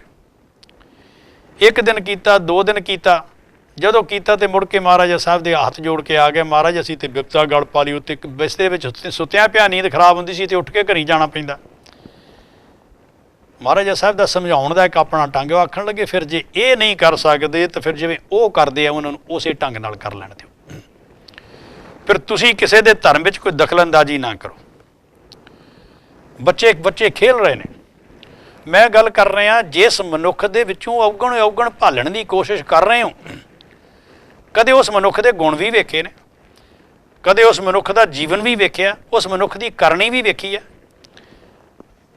ਬੱਟੇ ਮਾਰ ਰਹੇ ਨੇ ਬੇਰੀ ਦੇ ਉੱਤੋਂ ਬੇਰ ਲਾਉਣ ਲਈ, ਤੇ ਮਹਾਰਾਜਾ ਸਾਹਿਬ ਦਾ ਜਿਹੜੀ ਫੌਜ ਹੈ ਉਹ ਐਲਕਾਰ ਲੰਘ ਰਹੇ ਨੇ, ਤੇ ਕੁਦਰਤੀ ਇੱਕ ਵੱਟਾ ਗਲਤੀ ਨਾਲ ਮਹਾਰਾਜਾ ਸਾਹਿਬ ਨੂੰ ਜਾ ਵੱਜਾ। ਐਲਕਾਰਾਂ ਨੇ ਫੜ ਲਿਆਂਦਾ। ਗੁਸਤਾਖ ਬੱਚੇ, ਤੁਸੀਂ ਮਹਾਰਾਜਾ ਸਾਹਿਬ ਨੂੰ ਪੱਥਰ ਮਾਰਿਆ। ਮਹਾਰਾਜ ਨੇ ਰੋਕ ਦਿੱਤਾ। ਪੁੱਛਿਆ ਬੱਚਿਓ ਤੁਸੀਂ ਪੱਥਰ ਕਿਹਨੂੰ ਮਾਰਦੇ ਸੀ? ਮੈਨੂੰ ਮਾਰਿਆ? ਆਖਣ ਲੱਗੇ ਨਹੀਂ, ਅਸੀਂ ਮਹਾਰਾਜਾ ਸਾਹਿਬ ਬੱਟੇ ਬੇਰੀ ਨੂੰ ਮਾਰੇ ਨੇ, ਬੇਰ ਲਾ ਰਹੇ ਸਾਂ, ਗਲਤੀ ਨਾਲ ਤੁਹਾਡੇ ਲੱਗ ਗਿਆ, ਉਹਦੀ ਅਸੀਂ ਮੁਆਫੀ ਮੰਗਦੇ ਹਾਂ। ਮਹਾਰਾਜਾ ਸਾਹਿਬ ਖਿੜਖੜਾ ਕੇ ਹੱਸ ਪਏ। ਉਹ ਆਖਣ ਲੱਗੇ ਉਹ ਇੱਕ ਬੇਰੀ ਜੇ ਪੱਥਰ ਮਾਰਿਆ ਬੇਰ ਦਿੰਦੀ ਹੈ, ਮਿੱਠੇ ਫਲ ਦਿੰਦੀ ਹੈ, ਤੇ ਤੁਸੀਂ ਤੇ ਫਿਰ ਪੰਜਾਬ ਦੇ ਰਾਜੇ ਨੂੰ ਪੱਥਰ ਮਾਰਿਆ, ਫਿਰ ਤੁਹਾਨੂੰ ਤੇ ਬਹੁਤ ਕੁਝ ਮਿਲਣਾ ਚਾਹੀਦਾ। ਉਹਨਾਂ ਵੱਟੇ ਮੋਹਰਾਂ ਦਿੱਤੀਆਂ। ਮੋਹਰਾਂ ਸੁਣਿਆ ਕਿਸੇ ਤੋਂ, ਜਿਵੇਂ ਪੁਰਾਣੇ ਸਧਾਰਨ ਕਿਸਮ ਦੇ ਬਿਲਕੁਲ ਸਿੱਧੇ ਸਾਧੇ ਲੋਕ ਹੁੰਦੇ ਸਨ, ਕਿਸੇ ਨੇ ਸਿਫਤਾਂ ਕਰਦਿਆਂ ਗੱਲ ਆਖ ਦਿੱਤੀ ਮਹਾਰਾਜਾ ਰਣਜੀਤ ਸਿੰਘ ਤੇ ਪਾਰਸ ਹੈ। ਤੇ ਮਾਈ ਨੂੰ ਕਿਸੇ ਨੇ ਦੱਸਿਆ ਜਿਹੜਾ ਪਾਰਸ ਹੈ ਉਹਨੂੰ ਜੇ ਕਿਤੇ ਲੋਹਾ ਲੱਗ ਜਾਏ ਤੇ ਸੋਨਾ ਬਣ ਜਾਂਦਾ। ਹੁਣ ਗੱਲ ਸੁਣੀ ਹੋਈ ਸੀ ਤੇ ਕਿਸੇ ਤੋਂ ਇਹ ਸੁਣ ਲਿਆ ਵੀ ਮਹਾਰਾਜਾ ਰਣਜੀਤ ਸਿੰਘ ਤੇ ਪਾਰਸ ਹੈ। ਉਹ ਐਲਕਾਰਾਂ ਫੌਜਾਂ ਨੂੰ ਆਸੇ ਪਾਸੇ ਦੇ ਕਰਿੰਦਿਆਂ ਨੂੰ ਚੀਰਦੀ ਹੋਈ ਕਾਲਾ ਤਵਾ ਲੈ ਕੇ ਭੱਜੀ ਆਵੇ ਵਿੱਚ ਦੀ, ਤੇ ਆ ਕੇ ਮਹਾਰਾਜਾ ਸਾਹਿਬ ਦੇ ਚਰਨਾਂ ਦੇ ਨਾਲ ਘਸਾਉਣ ਲੱਗ ਪਈ। ਮਹਾਰਾਜਾ ਸਾਹਿਬ ਵੀ ਆਖਣ ਲੱਗੇ ਮਾਈ ਕੀ ਕਰਦੀ ਹੈ? ਐਲਕਾਰਾਂ ਨੇ ਫੜ ਲਿਆ। ਪੁੱਛਿਆ ਮਾਈ ਤੂੰ ਕੀ ਕਰਦੀ ਹੈ? ਕਹਿੰਦੀ ਜੀ ਮੈਂ ਆਹ ਗੱਲ ਸੁਣੀ ਸੀ ਵੀ ਮਹਾਰਾਜਾ ਰਣਜੀਤ ਸਿੰਘ ਸਾਡਾ ਮਹਾਰਾਜਾ ਪਾਰਸ ਹੈ, ਤੇ ਮੈਂ ਇਹ ਗੱਲ ਵੀ ਪੁਰਾਤਨ ਸੁਣੀ ਹੋਈ ਹੈ ਕਿ ਪਾਰਸ ਨਾਲ ਜੇ ਲੋਹਾ ਘਸਾ ਦਿਓ ਤੇ ਉਹ ਸੋਇਨਾ ਬਣ ਜਾਂਦਾ। ਮੈਂ ਇਸ ਕਰਕੇ ਤੁਹਾਡੇ ਚਰਨਾਂ ਨਾਲ ਜਿਹੜਾ ਤਵਾ ਘਸਾ ਰਹੀ ਸਾਂ ਕਿ ਮੇਰਾ ਤਵਾ ਜਿਹੜਾ ਉਹ ਸੋਇਨੇ ਦਾ ਬਣ ਜਾਏ। ਸਤਿਗੁਰੂ ਮਹਾਰਾਜਾ ਰਣਜੀਤ ਸਿੰਘ ਹੱਸ ਪਏ, ਆਖਣ ਲੱਗੇ ਮਾਤਾ ਨੂੰ ਛੱਡ ਦਿਓ। ਛੱਡ ਕੇ ਮਾਤਾ ਦਾ ਸਤਿਕਾਰ ਕੀਤਾ ਔਰ ਤਵਾ ਆਪਣੇ ਤੋਸ਼ੇਖਾਨੇ ਵਿੱਚ ਰੱਖ ਲਿਆ ਔਰ ਤਵੇ ਦੇ ਭਾਰ ਜਿੰਨਾ ਸੋਨਾ ਜਿਹੜਾ ਉਹ ਮਾਈ ਨੂੰ ਦੇ ਕੇ ਤੋਰ ਦਿੱਤਾ। ਤੇ ਗੱਲ ਆਪਾਂ ਬਹੁਤ ਵਾਰ ਸੁਣੀ ਹੈ, ਜੇ ਕਿਤੇ ਕਾਲ ਪੈ ਗਿਆ, ਹੁਣ ਵੀ ਅੱਜ ਕੱਲ੍ਹ ਭੁੱਖਮਰੀ ਪੈਂਦੀ ਹੈ, ਕਾਲ ਪੈਂਦੇ ਨੇ, ਹੜ੍ਹ ਆਉਂਦੇ ਨੇ, ਗੜੇਮਾਰੀ ਹੁੰਦੀ ਹੈ। ਅੱਜ ਵੀ ਜਿਹੜੇ ਰਾਜਨੀਤਿਕ ਨੇ, ਅੱਜ ਦੇ ਵੀ ਰਾਜੇ ਜਿਹੜੇ ਨੇ ਉਹ ਫੰਡ ਐਲੋਕੇਟ ਕਰਦੇ ਨੇ, ਲੋਕਾਂ ਵਿੱਚ ਵੰਡਣ ਦੀ ਕਵਾਇਦ ਚੱਲਦੀ ਹੈ। ਪਰ ਜੇ ਕਿਤੇ 10 ਕਰੋੜ ਦਾ ਫੰਡ ਮੁਹੱਈਆ ਕੀਤਾ ਤੇ ਹੋ ਸਕਦਾ ਲੱਖ ਖੰਡ ਕਿਤੇ ਲੋਕਾਂ ਕੋਲ ਪਹੁੰਚ ਜਾਏ, ਬਾਕੀ ਦਾ ਜਿਹੜਾ 9 ਕਰੋੜ ਤੇ ਬਾਕੀ ਹੈ ਉਹ ਸਾਰਾ ਉਹਨਾਂ ਹਾਕਮਾਂ ਦੇ ਆਪਣੇ ਢਿੱਡ ਵਿੱਚ ਜਾਣਾ ਹੁੰਦਾ ਜਾਂ ਰਸਤੇ ਵਿੱਚ ਬੈਠੇ ਹੋਏ ਕਰਿੰਦਿਆਂ ਦੇ। ਪਤਾ ਲੱਗਾ ਕਾਲ ਪਿਆ, ਮਹਾਰਾਜਾ ਰਣਜੀਤ ਸਿੰਘ ਨੇ ਆਪਣੇ ਖਜ਼ਾਨੇ ਦੇ ਮੂੰਹ ਖੋਲ੍ਹ ਦਿੱਤੇ। ਆਖਣ ਲੱਗੇ ਜਿੰਨਾ ਅਨਾਜ ਮੇਰੇ ਖਜ਼ਾਨੇ ਵਿੱਚ, ਮੇਰੇ ਆਪਣੇ ਪਿਆ ਗੋਦਾਮਾਂ ਵਿੱਚ ਪਿਆ, ਉਹ ਹਰ ਮਨੁੱਖ ਨੂੰ ਇੰਨਾ ਜਿੰਨਾ ਕੋਈ ਚੱਕ ਕੇ ਖੜ ਸਕਦਾ ਉਹਨਾਂ ਅਨਾਜ ਉਹਨੂੰ ਦੇ ਦਿਓ। ਆਪਣਾ ਜਿੰਨਾ ਕੋਈ ਚੱਕ ਕੇ ਖੜ ਸਕਦਾ ਆਪਣੇ ਘਰ ਨੂੰ ਲੈ ਜਾ। ਹੁਣ ਡੌਂਡੀ ਤੇ ਸੁਣ ਲਈ, ਇੱਕ ਬੁੱਢੇ ਮੋਚੀ ਨੇ ਵੀ ਸੁਣ ਲਈ, ਨਾਲ ਆਪਣਾ ਪੋਤਰਾ ਲੈ ਲਿਆ। ਅੱਖਾਂ ਦੀ ਜੋਤ ਘੱਟ ਹੈ। ਜਦੋਂ ਉੱਥੇ ਗਏ, ਬੋਰੀ ਕੁਦਰਤੀ ਹੈ, ਮਨੁੱਖ ਗਰੀਬ ਮਨੁੱਖ ਲਾਲਚੀ ਹੋ ਜਾਂਦਾ ਹੈ, ਬੋਰੀ ਭਾਰੀ ਭਰ ਲਈ ਤੇ ਫਿਰ ਚੁੱਕ ਨਾ ਹੋਵੇ। ਤੇ ਉਹ ਮਨੁੱਖ ਜਿਹਨੂੰ ਆਪਾਂ ਮਾੜਾ ਆਖਦੇ ਨਾ, ਉਹ ਲੁੱਕ ਕੇ ਵੇਖ ਰਿਹਾ। ਅੱਗੇ ਗਿਆ, ਬਾਬਾ ਕੀ ਗੱਲ? ਆਖਣ ਲੱਗਾ ਪੁੱਤਰਾ ਬੋਰੀ ਭਾਰੀ ਹੈ, ਮੈਂ ਬੁੱਢਾ ਬਜ਼ੁਰਗ ਹਾਂ, ਇਹ ਮੇਰੇ ਨਾਲ ਮੇਰਾ ਪੋਤਾ ਹੈ, ਇਹ ਬੱਚਾ ਹੈ, ਪੰਡ ਅਸੀਂ ਦੋਵੇਂ ਰਲ ਕੇ ਵੀ ਨਹੀਂ ਚੁੱਕ ਸਕਦੇ, ਦੇਖ ਰਿਹਾ ਹੁਣ ਕੀ ਕਰਾਂ। ਉਹ ਆਖਣ ਲੱਗੇ ਬਾਬਾ ਜੇ ਤੇਰੀ ਪੰਡ ਮੈਂ ਚੁੱਕ ਕੇ ਤੇਰੇ ਘਰ ਪਹੁੰਚਾ ਦਿਆਂ। ਉਹਨੇ ਅਸੀਸਾਂ ਦਿੱਤੀਆਂ, ਪੰਡ ਪਿੱਠ ਤੇ ਚੁੱਕੀ ਤੇ ਮੋਚੀ ਦੇ ਘਰ ਚਲੇ ਗਏ। ਘਰ ਜਾ ਕੇ ਪੰਡ ਲਾਹ ਦਿੱਤੀ। ਉਹਨੇ ਪੁੱਛਿਆ ਕੌਣ ਹੈ? ਆਖਣ ਲੱਗੇ ਮੈਂ ਪਰਜਾ ਦਾ ਸੇਵਕ ਹਾਂ। ਚਲੋ ਗੱਲ ਫਿਰ ਖੁੱਲ੍ਹੀ ਵੀ ਮਹਾਰਾਜਾ ਰਣਜੀਤ ਸਿੰਘ ਸੀ। ਔਰ ਉਹ ਚਰਨਾਂ ਤੇ ਡਿੱਗਣ ਲੱਗਿਆ। ਉਹਨੇ ਉੱਠ ਕੇ ਉਹਨੂੰ ਕਲੇਜੇ ਨਾਲ ਲਾ ਲਿਆ। ਆਖਣ ਲੱਗਾ ਨਹੀਂ, ਤੂੰ ਰਈਅਤ ਨਹੀਂ, ਤੁਸੀਂ ਲੋਕ ਤੇ ਮੇਰੇ ਖੰਭ ਹੋ ਜਿਨ੍ਹਾਂ ਦੇ ਸਿਰ ਤੇ ਮੈਂ ਉੜਨਾ। ਔਰ ਜੇ ਇਹ ਤੋਂ ਅੱਗੇ ਚਲੀਏ, ਬਾਬਾ ਫੂਲਾ ਸਿੰਘ ਜੀ ਜਦੋਂ ਮੁਲਤਾਨ ਦੇ ਕਿਲੇ ਤੇ ਚੜ੍ਹਾਈ ਕੀਤੀ ਔਰ ਸਾਰਿਆਂ ਨੇ ਸਲਾਹ ਦਿੱਤੀ ਕਿ ਤੋਪਖਾਨਾ ਅਜੇ 3 ਪੜਾਅ ਪਿੱਛੇ ਹੈ, ਤੋਪਖਾਨੇ ਦੀ ਉਡੀਕ ਕਰ ਲਈ ਜਾਏ। ਪਰ ਬਾਬਾ ਫੂਲਾ ਸਿੰਘ ਜੀ ਕੋਲ ਜਦੋਂ ਗੱਲ ਇਹ ਪਹੁੰਚੀ ਤੇ ਉਹ ਆਖਣ ਲੱਗੇ ਨਹੀਂ, ਮਹਾਰਾਜੇ ਨੂੰ ਮਾਣ ਹੋਵੇਗਾ ਆਪਣੀਆਂ ਤੋਪਾਂ ਤੇ, ਮੈਨੂੰ ਮਾਣ ਹੈ ਕਿ ਧੰਨ ਗੁਰੂ ਰਾਮਦਾਸ ਸਾਹਿਬ ਸੱਚੇ ਪਾਤਸ਼ਾਹ ਜੀ ਦੇ ਚਰਨਾਂ ਵਿੱਚ ਕੀਤੀ ਹੋਈ ਅਰਦਾਸ ਤੇ। ਔਰ ਰਣਜੀਤ ਸਿੰਘ ਨੂੰ ਆਖ ਦਿਓ ਕਿ ਉਹ ਤੋਪਾਂ ਉਡੀਕ ਕੇ ਆ ਜਾਏ, ਮੈਂ ਚੱਲਿਆ। ਔਰ ਅੱਜ ਦਾ ਜਾਂ ਪਹਿਲਾਂ ਕੋਈ ਅਜਿਹਾ ਰਾਜਾ ਦੱਸ ਦਿਓ ਜਿਹੜੇ ਕਿਸੇ ਜਰਨੈਲ ਨੇ ਹੁਕਮ ਅਦੂਲੀ ਕੀਤੀ ਹੋਵੇ ਤੇ ਰਾਜੇ ਨੇ ਫਿਰ ਸਿਰ ਝੁਕਾ ਦਿੱਤਾ ਹੋਵੇ। ਔਰ ਬਾਬੇ ਫੂਲਾ ਸਿੰਘ ਜੀ ਦਾ ਕੀਤਾ ਹੋਈ ਗੱਲ, ਆਖੀ ਹੋਈ ਗੱਲ ਦੇ ਉੱਤੇ ਮਹਾਰਾਜਾ ਸਾਹਿਬ ਨੇ ਆਪ ਜਿਹੜਾ ਫੁੱਲ ਚੜਾ ਦਿੱਤੇ। ਔਰ ਉਹ ਅੱਗੇ ਮਹਾਰਾਜਾ ਸਾਹਿਬ ਉਹਦੇ ਨਾਲ ਹੀ ਪਿੱਛੇ ਤੁਰ ਪਏ। ਇਤਿਹਾਸਕ ਜ਼ਿਕਰ ਹੈ, ਜਦੋਂ ਜਿੱਤ ਹੋਈ ਕਿਤੇ ਵੱਡੀ ਜਿੱਤ ਤੋਂ ਬਾਅਦ ਵੇਖ ਰਹੇ ਨੇ ਜਿਹੜੇ ਅਹਿਲਕਾਰ ਨੇ, ਮਹਾਰਾਜਾ ਸਾਹਿਬ ਆਪਣੇ ਅੰਦਰ ਬੈਠੇ ਨੇ ਤੇ ਆਪਣੀ ਦਾੜੀ ਫੜ ਕੇ ਆਪਣੇ ਮੂੰਹ ਤੇ ਚਪੇੜਾਂ ਮਾਰ ਰਹੇ ਨੇ ਤੇ ਨਾਲ ਹੀ ਲਫ਼ਜ਼ ਵਰਤ ਰਹੇ ਨੇ, ਕਾਣਿਆ ਤੈਨੂੰ ਕਿਸ ਗੱਲ ਦਾ ਮਾਣ? ਇਹ ਜਿੱਤ ਤੇ ਤੇਰੇ ਉਹਨਾਂ ਗੁਰਮੁਖਾਂ ਦੀ, ਉਹਨਾਂ ਸਿੱਖਾਂ ਦੀ, ਤੇਰੀ ਫੌਜ ਦੀ, ਜਾਂ ਧੰਨ ਗੁਰੂ ਰਾਮਦਾਸ ਸਾਹਿਬ ਸੱਚੇ ਪਾਤਸ਼ਾਹ ਜੀ ਜਿਹਨੇ ਤਰਸ ਕਰਕੇ ਤੈਨੂੰ ਇਹ ਜਿੱਤ ਬਖਸ਼ਿਸ਼ ਕੀਤੀ, ਤੈਨੂੰ ਮਾਣ ਕਿਉਂ ਹੋਇਆ? ਤੂੰ ਮਾਣ ਕਿਹੜੀ ਗੱਲ ਦਾ ਕਰਦਾ? ਆਪਣੇ ਆਪ ਨੂੰ ਇਸ ਢੰਗ ਨਾਲ ਲਾਹਨਤਾਂ ਪਾਈਆਂ। ਜੇ ਕੰਵਰ ਨੌ ਨਿਹਾਲ ਸਿੰਘ ਦਾ ਪੋਤਰੇ ਦਾ ਵਿਆਹ ਰਚਿਆ, ਜਦੋਂ ਸਿਹਰਾ ਲਾਉਣ ਲੱਗੇ ਨਾ ਤੇ ਦੇਖਿਆ ਸਰਾਫਾਂ ਨੇ ਜੋ ਬਣਾ ਕੇ ਲਿਆਂਦਾ, ਦੇਖਿਆ ਸਿਹਰਾ ਬਹੁਤ ਸੋਹਣਾ। ਆਖਣ ਲੱਗੇ ਨਹੀਂ, ਇਹ ਮੇਰੇ ਪੋਤੇ ਦੇ ਸਿਰ ਤੇ ਬੰਨਣ ਦੇ ਲਾਇਕ ਨਹੀਂ, ਇਹ ਸੁੰਦਰਤਾ ਇਹਦੀ ਇੰਨੀ ਹੈ ਧੰਨ ਗੁਰੂ ਰਾਮਦਾਸ ਸਾਹਿਬ ਦੇ ਚਰਨਾਂ ਵਿੱਚ ਚੜਾਉਣ ਦੇ ਲਾਇਕ ਹੈ। ਔਰ ਉਹਨੂੰ ਧੰਨ ਗੁਰੂ ਰਾਮਦਾਸ ਸਾਹਿਬ ਦੇ ਚਰਨਾਂ ਵਿੱਚ ਜਾ ਕੇ ਸੁਸ਼ੋਭਿਤ ਕਰ ਦਿੱਤਾ, ਚੜਾ ਦਿੱਤਾ। ਫਿਰ ਨਿਜ਼ਾਮ ਦੱਖਣ ਨੇ ਇੱਕ ਬੜੀ ਵਡਮੁੱਲੀ ਚਾਨਣੀ ਭੇਟ ਕਰ ਦਿੱਤੀ, ਜਿਹੜੀ ਸ਼ਾਲਾਮਾਰ ਬਾਗ ਵਿੱਚ ਲਾਈ ਗਈ ਮਹਾਰਾਜ ਸਾਹਿਬ ਦੇ ਬੈਠਣ ਲਈ। ਔਰ ਜਦੋਂ ਆ ਕੇ ਦੂਰੋਂ ਵੇਖਿਆ, ਥੱਲੇ ਬੈਠੇ ਨਹੀਂ, ਜਦੋਂ ਆ ਕੇ ਵੇਖਿਆ ਚਾਨਣੀ ਬਹੁਤ ਕੀਮਤੀ ਹੈ, ਬਹੁਤ ਸੁੰਦਰ ਹੈ, ਔਰ ਉਸੇ ਵੇਲੇ ਚਾਨਣੀ ਲਹਾ ਦਿੱਤੀ। ਆਖਣ ਲੱਗੇ ਇਸ ਚਾਨਣੀ ਦੇ ਜੋਗ ਮੈਂ ਨਹੀਂ, ਇਸ ਚਾਨਣੀ ਦੇ ਜੋਗ ਧੰਨ ਗੁਰੂ ਰਾਮਦਾਸ ਸਾਹਿਬ ਸੱਚੇ ਪਾਤਸ਼ਾਹ ਜੀ ਦਾ ਦਰਬਾਰ ਹੈ, ਇਹ ਉੱਥੇ ਜਾਣੀ ਚਾਹੀਦੀ ਹੈ।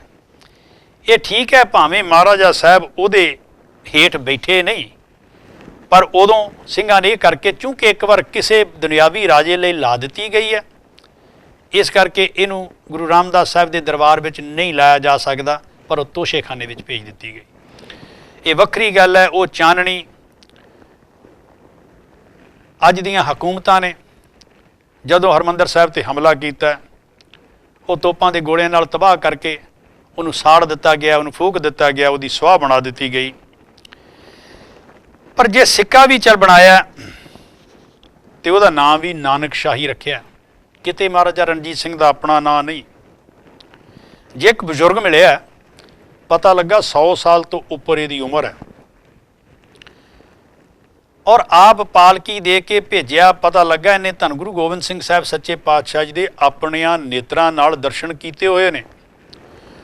ਔਰ ਜਦੋਂ ਬਜ਼ੁਰਗ ਆਇਆ, ਆਪ ਨੰਗੇ ਪੈਰੀਂ ਚੱਲ ਕੇ ਉਹਨੂੰ ਲੈਣ ਗਏ, ਲਿਆ ਕੇ ਉਹਦਾ ਆਸਣ 'ਤੇ ਬਿਠਾਇਆ, ਉਹਦੇ ਚਰਨ ਧੋਤੇ। ਆਪ ਮਹਾਰਾਜਾ ਸਾਹਿਬ ਨੇ ਉਹਦੀ ਚਰਨ ਧੂੜ ਮੱਥੇ ਨਾਲ ਲਾਈ, ਉਹਦੀਆਂ ਅੱਖਾਂ ਚੁੰਮੀਆਂ, ਉਹਦੀ ਪਰਿਕਰਮਾ ਕਰਕੇ ਉਹਦੇ ਦਰਸ਼ਨ ਭੇਟ ਰੱਖੀ। ਤੂੰ ਉਹ ਖੁਸ਼ ਨਸੀਬ ਹੈ ਜਿਹਨੇ ਧੰਨ ਗੁਰੂ ਗੋਬਿੰਦ ਸਿੰਘ ਸਾਹਿਬ ਸੱਚੇ ਪਾਤਸ਼ਾਹ ਜੀ ਦੇ ਦਰਸ਼ਨ ਕੀਤੇ ਨੇ। ਇੰਨਾ ਭਾਵਕ, ਇੰਨਾ ਜਜ਼ਬਾਤੀ, ਇੰਨਾ ਸਤਿਗੁਰਾਂ ਪ੍ਰਤੀ ਅਦਬ ਤੇ ਸਤਿਕਾਰ ਰੱਖਣ ਵਾਲਾ ਮਨੁੱਖ। ਚਿੱਤਰਕਾਰ ਨੇ ਬੇਨਤੀ ਕੀਤੀ ਦਰਬਾਰੀਆਂ ਰਾਹੀਂ, ਮਹਾਰਾਜਾ ਸਾਹਿਬ, ਮੈਂ ਮਹਾਰਾਜਾ ਸਾਹਿਬ ਦੀ ਫੋਟੋ ਬਣਾਉਣੀ ਚਾਹੁੰਦਾ। ਐਲਕਾਰ ਆਖਣ ਲੱਗੇ ਇਹ ਫੋਟੋ ਬਣਾਉਣੀ ਚਾਹੁੰਦਾ।